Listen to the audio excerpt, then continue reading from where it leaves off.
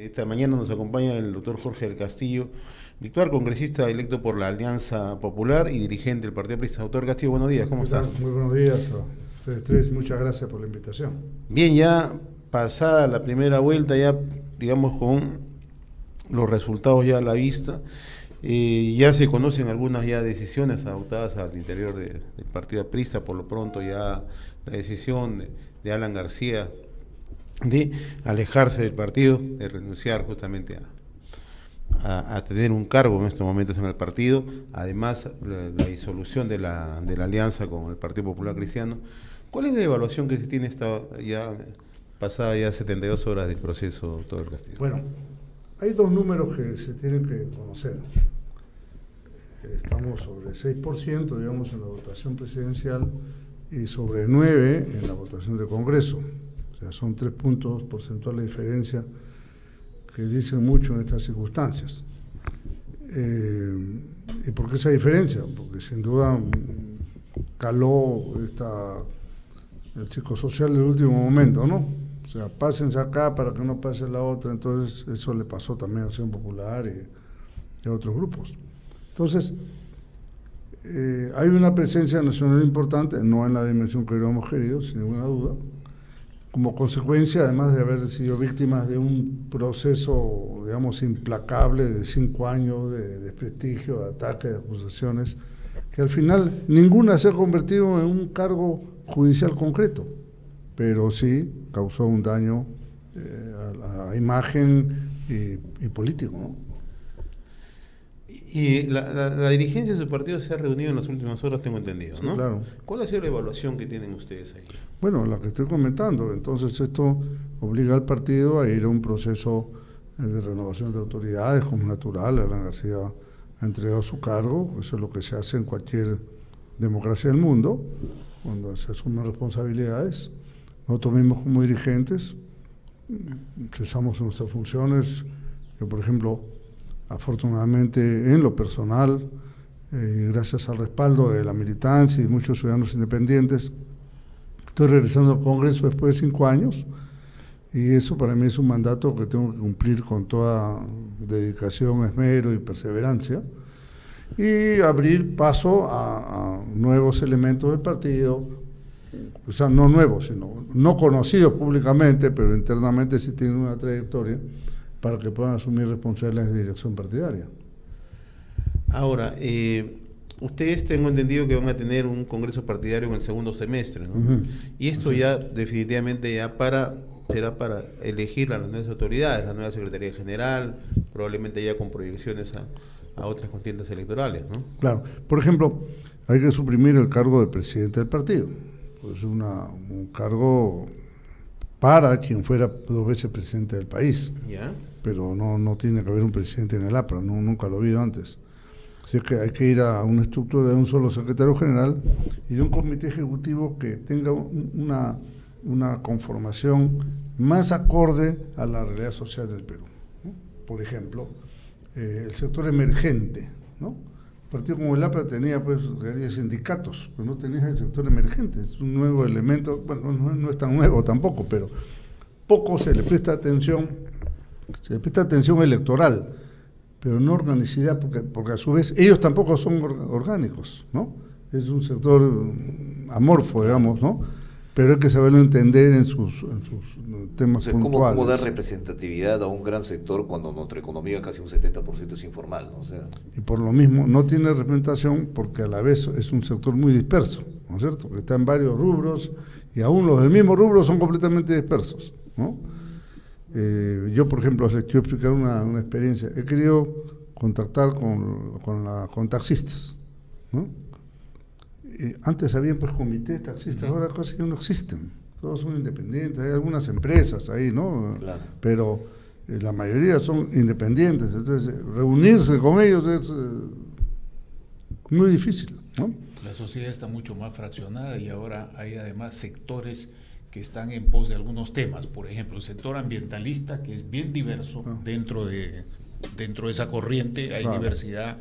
El sector que se autodenomina por los derechos civiles, la igualdad entre géneros, opciones y otras cosas, está indicando un fraccionamiento bastante grande y obliga a tener otra mirada más actualizada, digamos, del país, ¿no? A eso me refería, ¿no? O sea, una estructura tradicional de un partido tiene que sufrir algunos cambios que se adapten a estas realidades, a estas exigencias, demandas y situaciones que están ahí más allá de que uno lo quiera o no lo quiera, existen, y por tanto hay que, por ejemplo, la propia minería artesanal o informal, no la ilegal, sino la pequeña minería, no tiene representación en ninguna parte, tienen pequeños gremios por aquí y por allá, pero la sociedad de minería no los acoge, como si Confiep, por ejemplo, acoge a un sector de pequeños empresarios, ¿no? En minería no se... Y es una gente que produce la mitad del oro del Perú, y están en esta etapa virtualmente proscritos al margen de la ley. Es que quizás también los intentos que se ha hecho, por ejemplo, para canalizar una formalización, más que incluirlo, lo que ha hecho es fragmentar más la situación y generarle mucho más temores, y que en realidad esos procesos fracasen, pero apenas se quisieron aplicar. Es que son procesos hechos por, digamos, algunos empleados públicos con buena voluntad, pero sin conocimiento de la realidad. O sea, es bien difícil que alguien reglamente eso desde Lima para un tipo que está viviendo pues a 4.500 metros de altura en la Rinconada en Puno. Para empezar, ni conoce el lugar, ni lo entiende tampoco. No entiende la psicología de esa gente, ni menos su modo vivendi o su accionar operacional. Entonces, creo que estas son cosas muy importantes. Y lo concreto, como no hay solución, es que Bolivia es el país beneficiario del oro peruano, ¿no? Se va para allá, a través de la frontera, caminando a la espalda de la gente. Y llega hasta engrosar la exportación de oro del Uruguay. Pero claro, es increíble. Es que así pasa. Entonces, y es la mitad del oro del Perú. Pero, como vemos, un partido tiene que modernizarse, tiene que actualizarse en sus esquemas orgánicos y también en sus planteamientos. Creo que en el APRE su planteamiento lo ha hecho muchísimo, ha avanzado muchísimo, pero en su organización no tanto. Y ahí es donde viene un cambio. La forma de hacer política directa. ¿No? Pero, por cierto, mira, lo que sucede es que lo que era, tú has dado la palabra, José, porque el elemento de representación ya no existe con la fuerza después de hace 20 o 30 años. Antes el partido era el órgano que recogía las demandas sociales y las transmitía, las interpretaba, y o disposiciones de Estado las analizaba y daba las consignas, digamos, ¿no? Hacia abajo. Ahora no. Ahora la revolución de las comunicaciones ha hecho, estamos nosotros hablando y miles nos están escuchando en toda parte del mundo y dan su opinión directamente, no necesitan ningún intermediario. Ese tema hay que entenderlo. Entonces no se trata solamente de decir, oye, hay una crisis de partidos. No, es la revolución científica tecnológica la que... Nosotros quisiéramos ir a eso, por ejemplo, podríamos decir, hay una crisis de la representatividad, porque en realidad nosotros vemos, por ejemplo, en todos estos años, que cuando se elige un congreso, ¿no? Y los que están, los llamados representantes de las provincias o de las regiones, a los pocos meses prácticamente han perdido esa representatividad, ¿no? Y de pronto vemos congresistas y vemos ahí, y siempre la pregunta a veces que vemos en las redes sociales y los debates que se van dando, pero hora tras hora, ¿y a quién representa? O sea, cómo afianzar esa representatividad y cómo mantenerla además durante el ejercicio pues, parlamentario. Por eso que los partidos han perdido peso en la representación, pero tienen que ganar peso en la interpretación de las cosas. ¿A qué me refiero? Un partido, a diferencia del fraccionamiento y la atomización que diversos sectores pueden tener sobre sus intereses locales, personales o grupales, el partido tiene el deber y la obligación de tener una visión integral del Perú, incluida su política internacional. Entonces, el partido político con nivel de Estado, me refiero, no a cualquier tipo de movimiento o organización, su deber es ese. O sea, qué hacer con la educación, qué hacer con la salud, ¿no? Planteamientos, propuestas y soluciones. Mejor dicho, tener agendas claras. Claro, visión del país. visión del país. Eso es, su misión es tener visión del país, En ¿no? esa perspectiva, Jorge, yo estaba haciendo este apunte muy temprano en la mañana de lo que fue el movimiento aprista, movimiento internacional. El único partido sobreviviente, y hasta hoy, es el partido aprista peruano. Partido liberal con influencia aprista en Honduras prácticamente ha sido fraccionado y reducido al mínimo, y el partido socialdemócrata de Costa Rica también, el de Venezuela también, y así sucesivamente. Y entonces eso me lleva a hacerte dos preguntas. La primera, ¿qué están pensando ahora ustedes para recuperar la sintonía con la juventud, que fue lo que marcó el inicio de estos partidos? Piensa tú la edad que tenía Aya de la Torre y la gente fundadora de este gran movimiento en el primer cuarto del siglo pasado.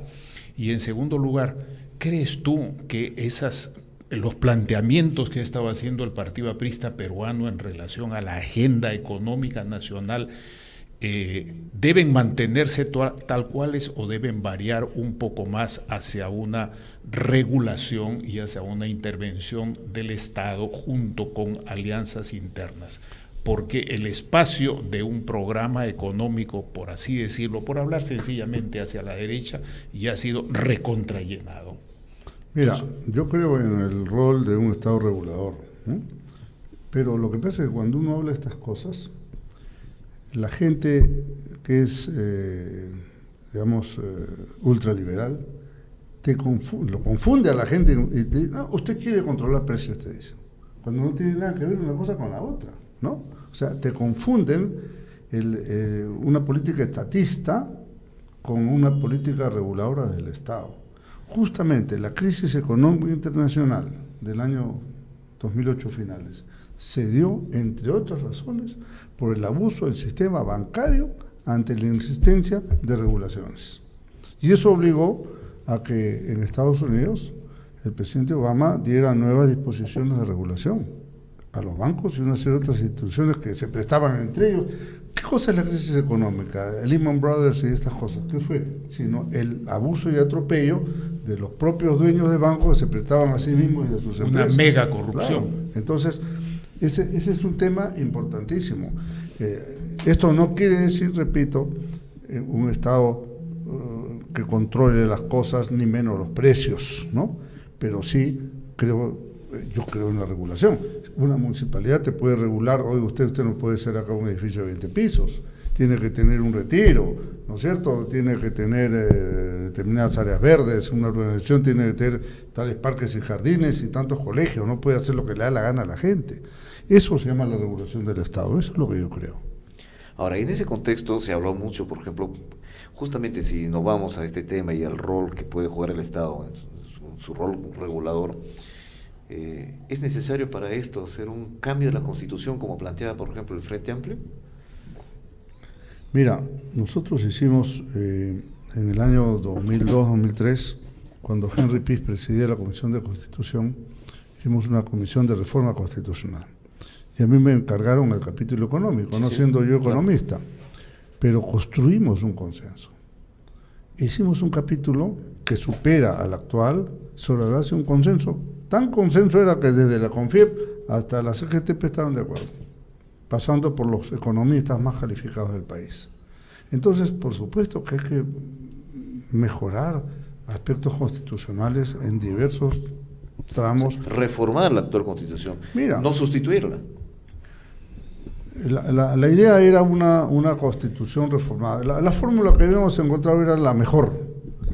Retornamos a la Constitución del 79 y la reformamos de inmediato. Esa era la fórmula. La tengo por escrito, firmada por la mayoría de congresistas de la comisión de la época. ¿Su bancada va a proponer esto? Bueno, pero es que lo que pasa es que eso requiere mucho consenso, ¿no? Y en ese momento que teníamos un alto consenso entre varios grupos, no se pudo porque surgieron algunas cuestiones. Quiero poner un ejemplo. Mira, en todo el Perú, y en Lima en particular, en los asentamientos humanos hay miles de personas que no pueden obtener su título de propiedad. ¿Por qué? Porque eran antiguas tierras privadas. la constitución fujimorista, la del 93 que nos rige, a diferencia del 79, prohíbe las expropiaciones con fines de interés social. No las permite. La propiedad, decía la Constitución de la Torre, se puede usar y se debe usar en función del bien común, y esa propiedad es inviolable, excepto por razones de seguridad nacional, necesidad pública e interés social. Sacaron el interés social, entonces tú ya no puedes, una tierra que tiene alguna persona escrita en registros públicos que ya se murió, que ya no existe, no la puedes regularizar porque el Estado no la puede expropiar para dar el título de propiedad a los poseedores. Mira las implicancias que tiene. Entonces, por supuesto que yo creo, dice el artículo 70 de la actual Constitución, pongo como ejemplo de algo que afecta a millones de peruanos. Entonces, en aras de un dogmatismo que no se puede mover nada porque la propiedad es inviolable, tú no puedes dejar en el aire a una serie de personas, porque más bien al revés, si tú das título de propiedad a miles de personas, automáticamente esa gente construye su casa, la amplía, hace objeto de créditos, de préstamos, de hipotecas, generas una serie de derechos reales en beneficio de una familia y mueves la economía. Así que, fíjate, un cambio constitucional acertado puede dar lugar a una gran reactivación económica familiar. Esos podrían ser los puntos, por ejemplo, de fondo, los temas de fondo que tengan que discutirse. Lo estamos trabajando y va a ser unos proyectos que vamos a presentar. Y que tengan que ser propuestas concretas, ¿no? Absolutamente, porque finalmente la gente quiere soluciones a su problema. O sea, muy bien, todas las cosas generales. Oye, pero yo vivo en un cerro y no tengo ninguna posibilidad acá de tener un título de propiedad, porque nadie me lo va a dar. Y por más empeñosos y eficientes que sean los dirigentes, no lo pueden conseguir porque hay un bloqueo legal. Ahora, ¿usted percibe que este Congreso va a tener puntos más de consenso que antagonismos marcados? Para empezar, me parece que este Congreso reúne más inteligencia, más experiencia, ¿no? Mejor voluntad. Hay un mejor recurso humano.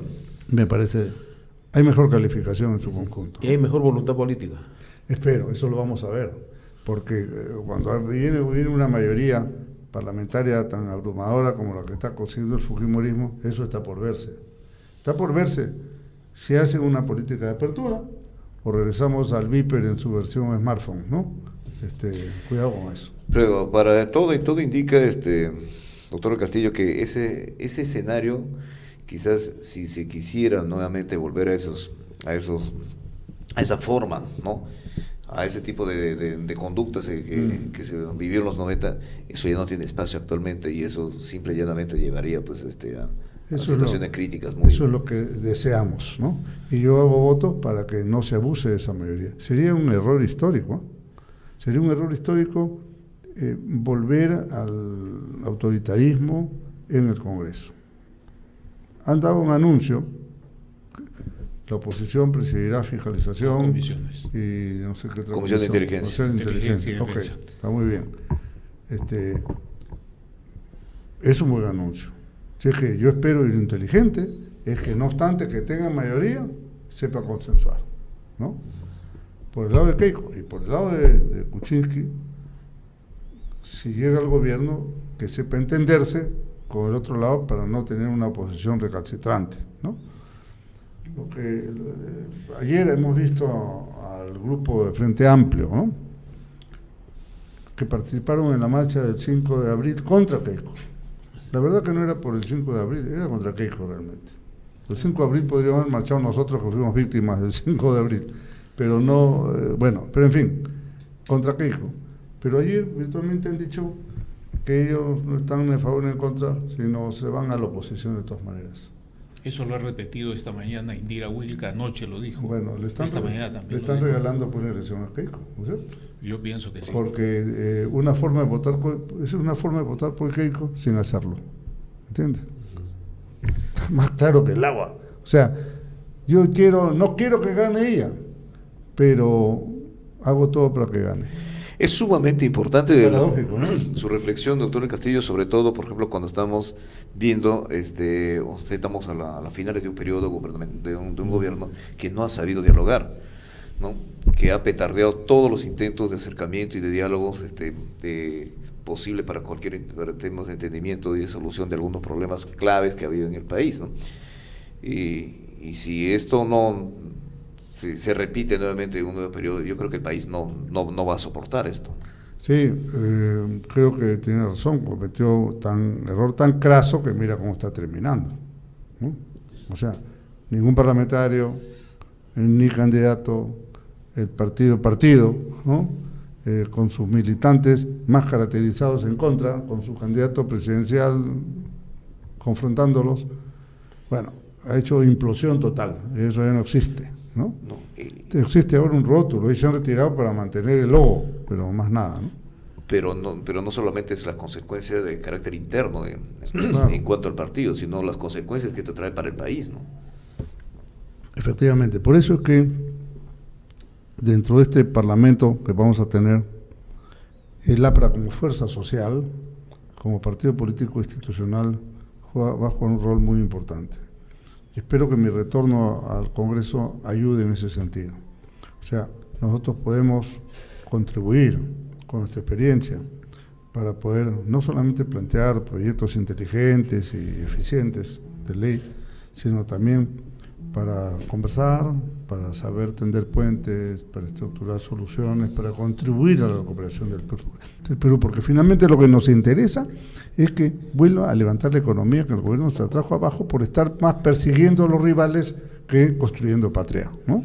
Y por otro lado, Jorge, permíteme insistir en esta pregunta. Sí. El APRA en su fundación tuvo un mensaje dado por jóvenes, sí, para una población joven emergente en ese momento. Así es. ¿Cuál sería tu reflexión en esta reconstrucción del partido en cuanto a conectarse con los jóvenes que, como se ha evidenciado en este proceso interno, se han alejado bastante de los partidos históricos del país, ¿no? El caso del PPC es, digamos, el caso extremo.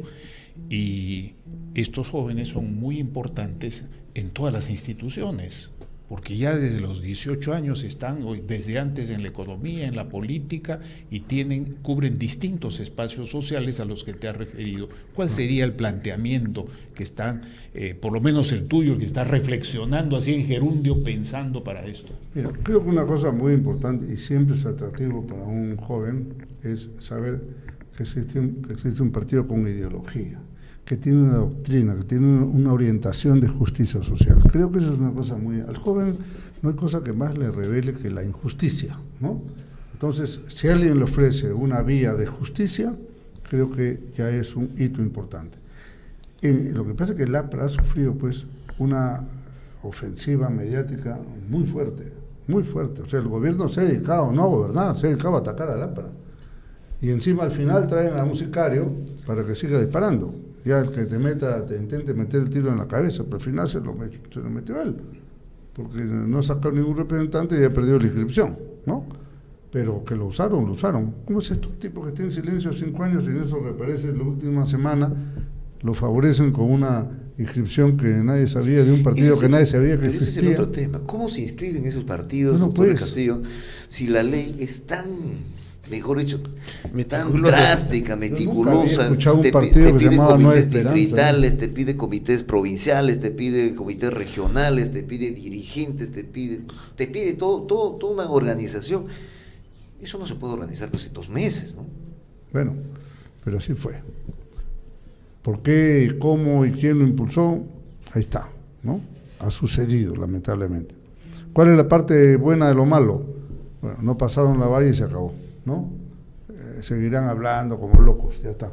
Pero bueno, la ley de partidos, a poner una valla, tiene la sabia decisión de decir, mira, estos que no pasaron, salen de la cancha. Está bien. Menos bulto, más claridad, pero todavía sigue un montón, ¿no? Que por lo menos hay como 15 partidos que están todavía allí presentes. En Perú con 4 o 5 partidos sería más que suficiente, ¿no? ¿Qué hacer con esto, doctor Castillo? Se habla que inmediatamente la tarea número 1 es inmediatamente se instala el nuevo Congreso, empezar a trabajar una reforma política, electoral, ¿no? Sí, mira, una reforma política. Es uno de los temas, ¿no? Sin duda es uno de los temas. Lo que pasa es que ahora la gente está muy sensible a ello. Pero yo creo que el tema económico es el más importante. O sea, eso puede seguir por cuerdas separadas, tampoco una cosa no excluye a la otra. Y un desborde regional en distintos departamentos, ¿no? Sin confundir departamento con región, un desborde en distintos departamentos cubriendo determinadas áreas del país, eso está anunciado, ¿no? Si no atendemos eso, ¿no es cierto?